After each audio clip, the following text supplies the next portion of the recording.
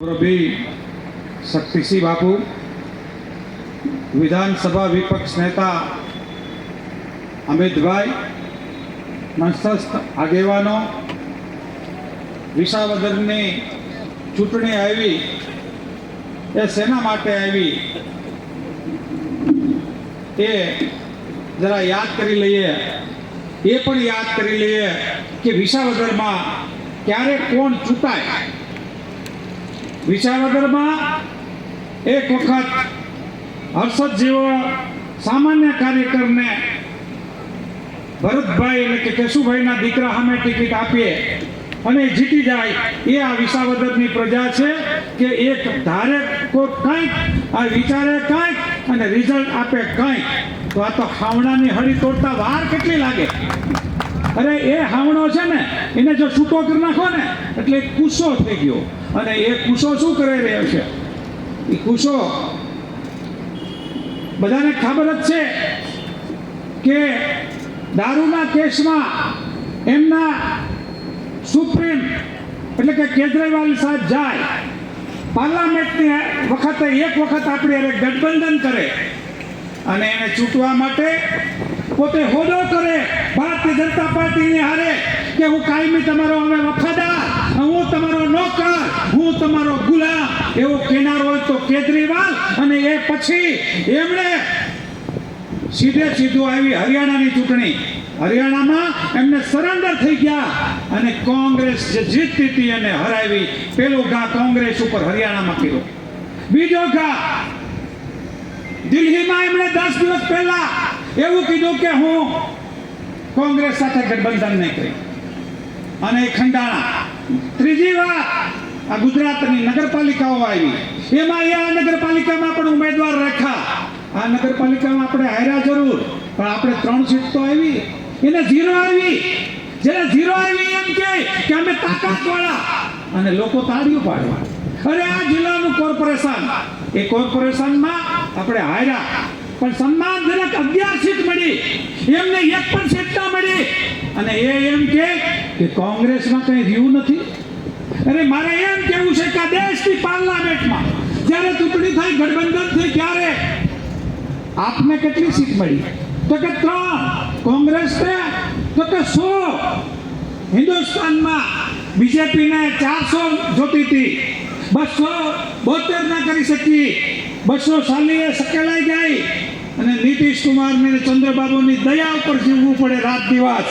એવી હાલત જો કોઈ કરી હોય તો આ પ્રજા થકી કોંગ્રેસ વિપક્ષ તરીકે મજબૂત રહ્યો અને એનો રાહુલ ગાંધી વિપક્ષનો નેતા બેઠો એટલે નહીં કે કેજરીવાલ થઈ।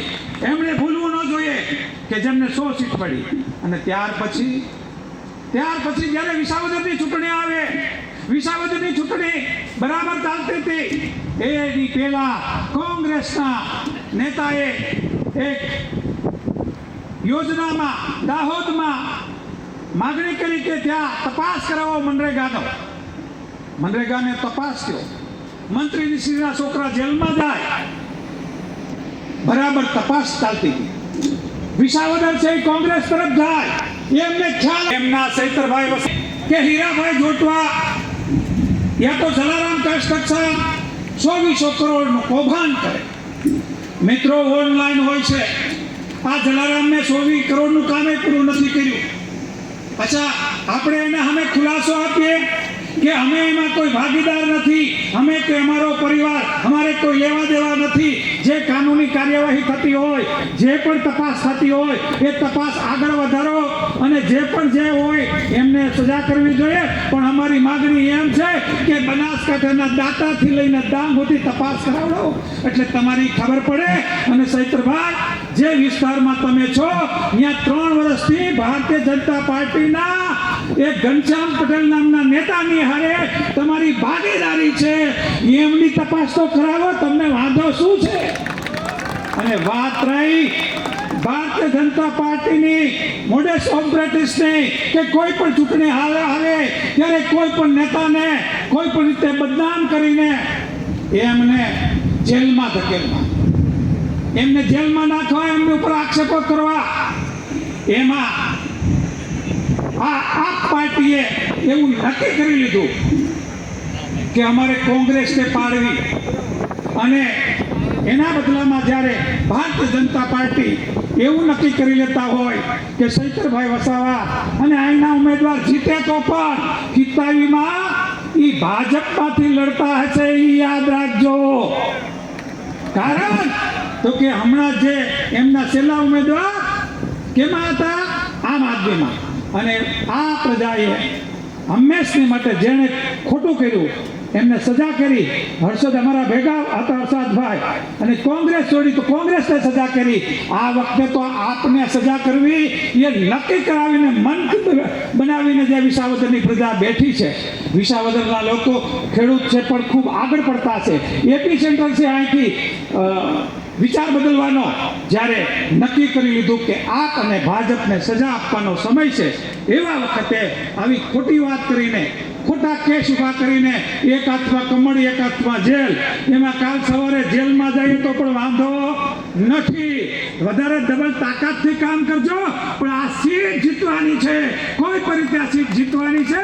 અને આપણને કોંગ્રેસમાં એટલા માટે જોયા જેવા છે આજે કોઈ ખોટા નહીં. પંજો ખેડૂત ગરીબ ગામ માટે સ્વાભિમાનની લડાઈ છે. જ્યારે સ્વાભિમાન હોય ને ત્યારે આ વિસાવદરની પ્રજા સ્વાભિમાની છે. ત્યારે શું થાય તો કે આ વિસ્તારમાં આપ પાર્ટી પાસે આ જિલ્લામાંથી ઉમેદવાર ના મળે, બહારથી લેવા જવું પડે. એટલું જ નહીં, પણ જ્યારે ભાષણ કરતા હોય ત્યારે વિડીયો સાંભળજો. ક્યારેક કે હું વકીલ છું હશે, હું રેવન્યુનો માસ્ટર છું હશે, હું પોલીસવાળો હતો હશે, પણ જે અહંકારથી ભાષા બોલે કે તમને કંઈ ખબર નથી પડતી, એ ક્યારેય વિસાવદરની પ્રજા સાખી નથી લેવાની. કારણ કે મને ખબર પડે એમ કોઈ એમાં વાંધો ના હોય, પણ તમને ખબર નથી પડતી એ વાત જ્યારે કરે ત્યારે અંદરથી કોઈને કોઈનું પોતાનું સન્માન ગવાય. એટલે આ સ્વાભિમાન